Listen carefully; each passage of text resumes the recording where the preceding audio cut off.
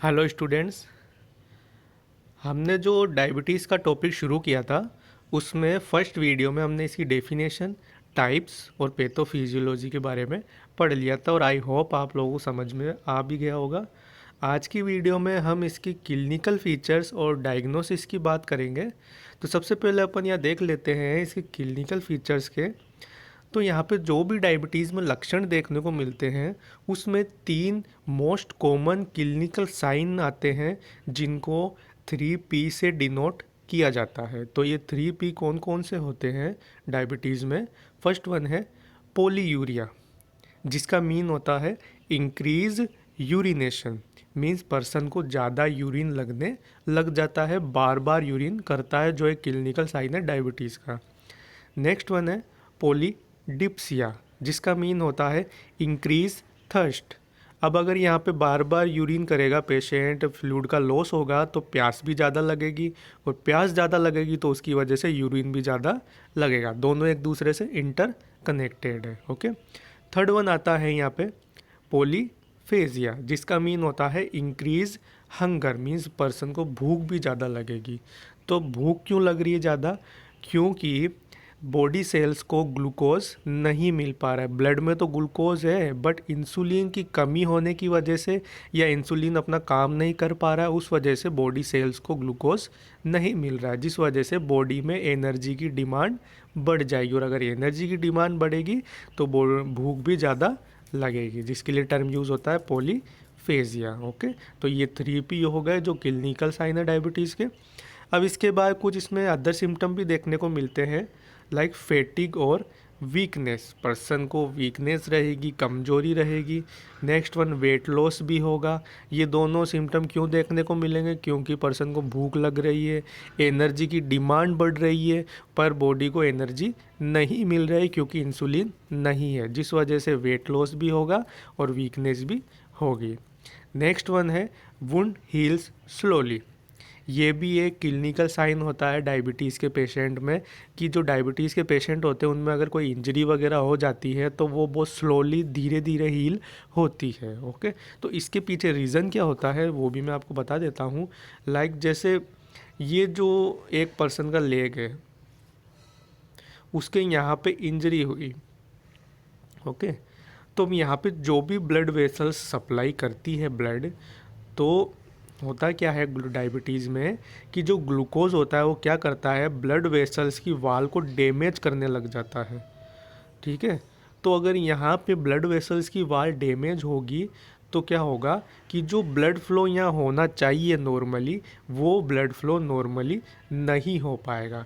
तो आपको पता है कि ब्लड में कौन कौन से कंपोनेंट्स होते हैं, like oxygen, nutrition, WBC, RBC, ये सब पाए जाते हैं ब्लड में।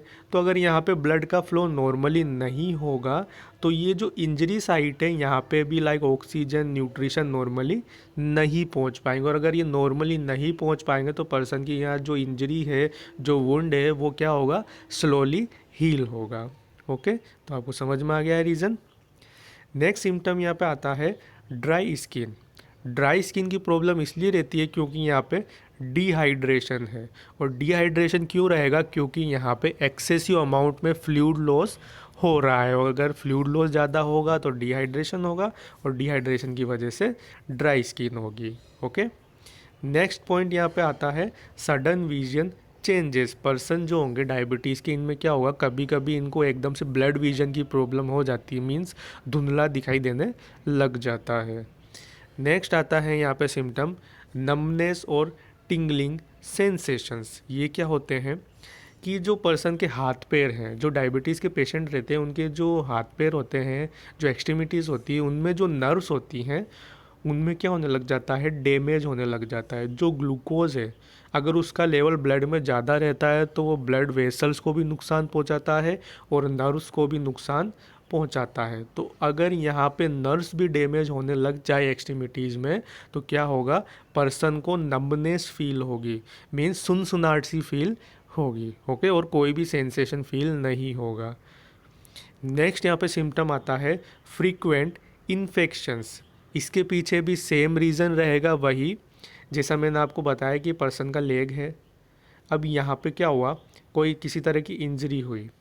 अब यहाँ पे जो ब्लड वेसल्स है उनमें क्या है, डैमेज हो रखा है ग्लूकोज का लेवल बढ़ जाने की वजह से। तो क्या होगा, जो ब्लड में जो कंपोनेंट्स रहते हैं WBC, इन्फेक्शन के अगेंस्ट कौन काम करता है, WBC। तो अगर यहाँ पे ब्लड फ्लो नॉर्मली नहीं हो रहा है तो क्या होगा, WBC भी नॉर्मली सर्कुलेट नहीं हो पाएगी। तो अगर मान लो यहाँ पे इंजरी हुई है तो यहाँ से इन्फेक्शन होने के भी चांस बहुत ज़्यादा होंगे। यहाँ से भी इंजरी से भी इन्फेक्शन हो सकता है और अदर इन्फेक्शन भी हो सकते हैं, लाइक कॉमन कोल्ड वगैरह जो है जल्दी हो जाएगा ऐसे पेशेंट वगैरह को, ओके। और कोई अदर इन्फेक्शन है वो भी जल्दी कैच कर लेंगे। तो ये तो बात हो गई अदर सिम्टम्स की। अब इसमें कुछ कॉम्प्लिकेशंस भी आती है कि अगर डायबिटीज़ को टाइमली ट्रीट नहीं किया जाए तो उस वजह से कुछ मेजर कॉम्प्लिकेशंस भी देखने को मिल सकती है, जिसमें फर्स्ट वन आती है डायबिटिक कीटो एसिडोसिस। इसके बारे में आप लोगों ने सुना होगा कभी ना कभी। तो ये होता क्या है, इसका मैं आपको बता देता हूँ सही से। Presence of ketone bodies in blood में कीटोन बॉडीज़ की प्रेजेंस को बोलते हैं डायबिटिक कीटो एसिडोसिस। तो अभी कीटोन बॉडीज़ होती क्या है और कहाँ से आती है। तो जैसा आपको पता है कि ब्लड में ग्लूकोज का लेवल ज़्यादा है, सीधी सी बात है, ब्लड में ग्लूकोज का लेवल ज़्यादा है, बट बॉडी सेल्स को ग्लूकोज नहीं मिल रहा है। तो वहाँ पे क्या हो जाएगी, एनर्जी की कमी हो जाएगी। तो इस वजह से क्या होगा कि हमारा जो ब्रेन है, जो हमारा कंट्रोल सेंटर है, वो क्या करेगा, स्टिमुलेट होगा। वो उसको क्या पता चल रहा है, ब्रेन को उसको ये पता चल रहा है, उसके पास ये मैसेज जा रहा है कि बॉडी सेल्स में एनर्जी नहीं है, ग्लूकोज नहीं है। पर उसको ये पता नहीं है कि इंसुलिन का फॉर्मेशन ज़्यादा नहीं हो रहा है, ओके। तो अब यहाँ पे प्रॉब्लम क्या होगी कि जो हमारा ब्रेन होगा वो क्या करेगा, लीवर को स्टिमुलेट करेगा। लीवर को क्या करेगा, स्टिमुलेट करेगा। किस लिए स्टिमुलेट करेगा, कि आप भाई ग्लूकोज का फॉर्मेशन करो, और अगर ग्लूकोज का फॉर्मेशन करोगे तो बॉडी को एनर्जी मिलेगी। तो इस वजह से लीवर क्या करेगा, अब यहाँ पे अब लीवर को इंसुलिन तो मिल नहीं रहा है कि वो ग्लूकोज का मेटाबॉलिज्म कर दे, तो अब लीवर क्या करेगा, ग्लूकोनियोजिनोसिस करेगा। ग्लूकोनियोजिनेसिस क्या होता है कि जो फैट है या जो प्रोटीन्स है उनसे ग्लूकोज का फॉर्मेशन लीवर करने लग जाएगा, ओके। तो अब यहाँ पे क्या होगा नेक्स्ट, कि जो लीवर है वो क्या करेगा, इसको इंक्रीज़ कर देगा, मीन्स फैट और प्रोटीन्स के मेटाबॉलिज्म को इंक्रीज़ कर देगा और ज़्यादा से ज़्यादा ग्लूकोज का फॉर्मेशन करने लग जाएगा। तो अगर यहाँ पे जो फैट का मेटाबॉलिज्म इंक्रीज़ होगा, जिस वजह से एक प्रोडक्ट बनेगा जिसको बोलेंगे कीटोन बॉडीज़, ठीक है। तो ये जो कीटोन बॉडीज़ होती हैं ये फैट के मेटाबॉलिज्म से बनती है। अब होता क्या है कि ये जो कीटोन बॉडीज़ है, यहाँ तक तो आपको समझ में आ गया कीटोन बॉडीज़ कैसे बन रही है, लीवर से बन रही है, फैट के मेटाबॉलिज्म से बन रही है। अभी जो कीटोन बॉडीज़ होती है ये नेचर में क्या होती है, एसिडिक होती है, मीन्स इनका नेचर जो होता है वो एसिड होता है।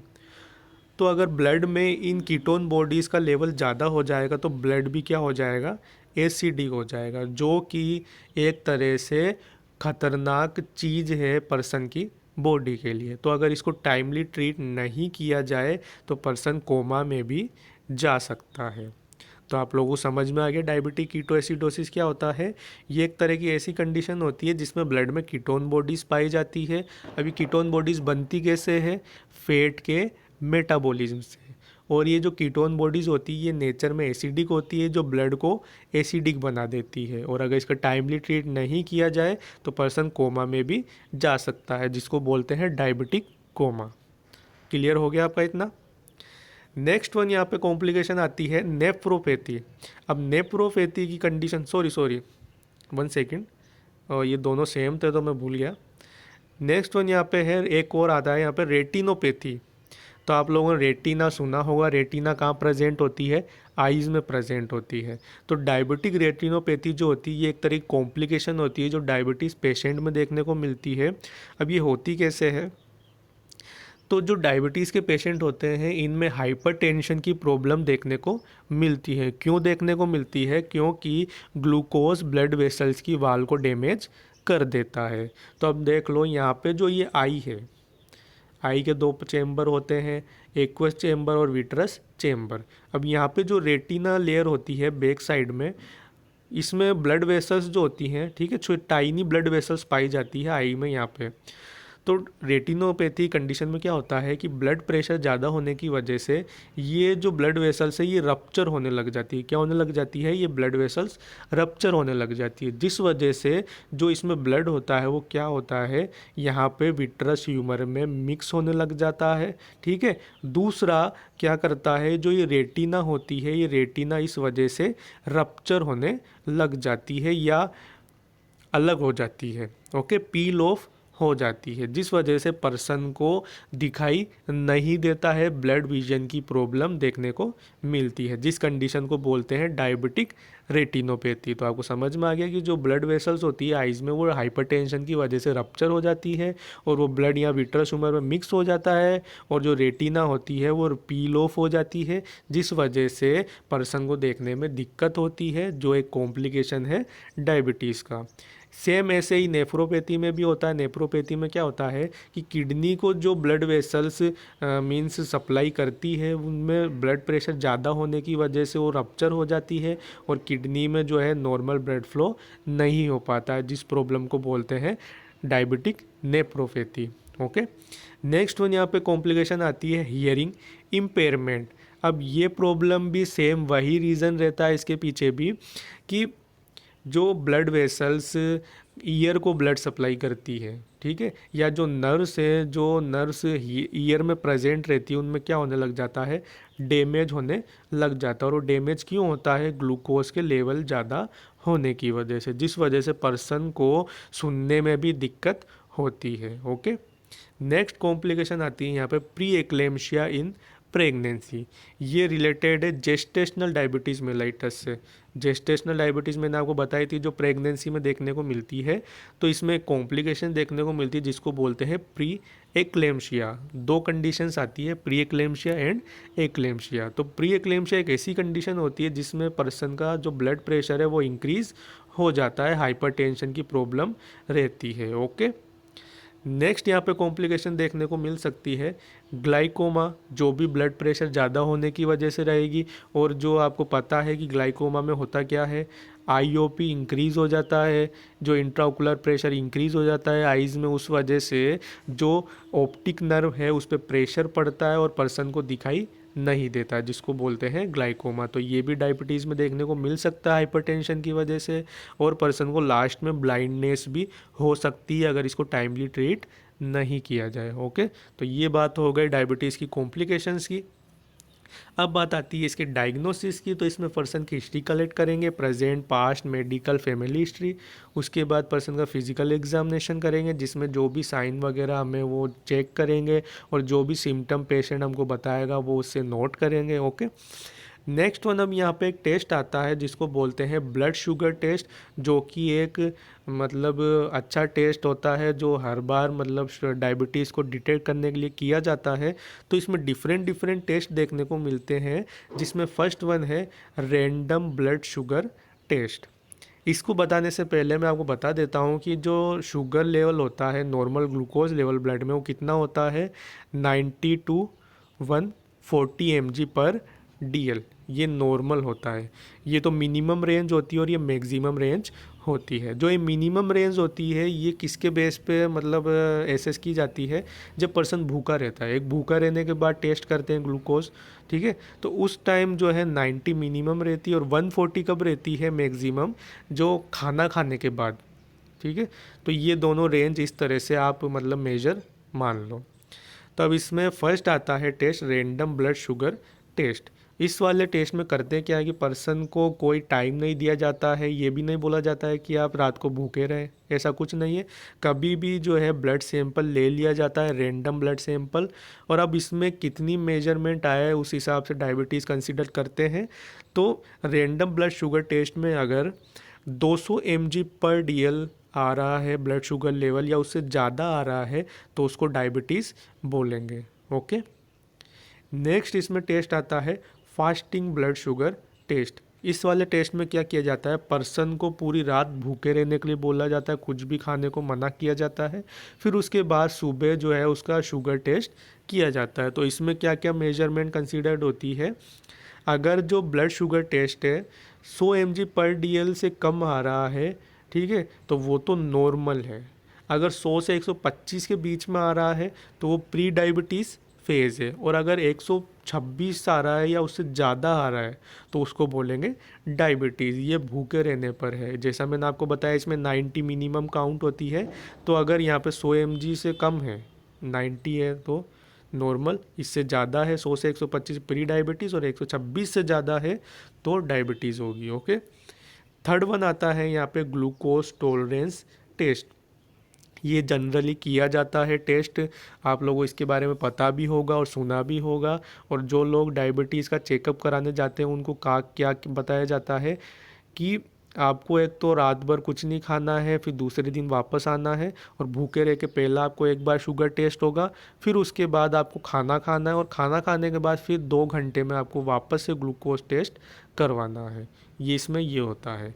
तो मैंने आपको जो फास्टिंग ब्लड शुगर टेस्ट है वो तो बता दिया कि वो एक बार तो उसको फर्स्ट टेस्ट करवाना है पूरी रात भूखे रह के, तो उसमें ये मेजरमेंट्स आएगी।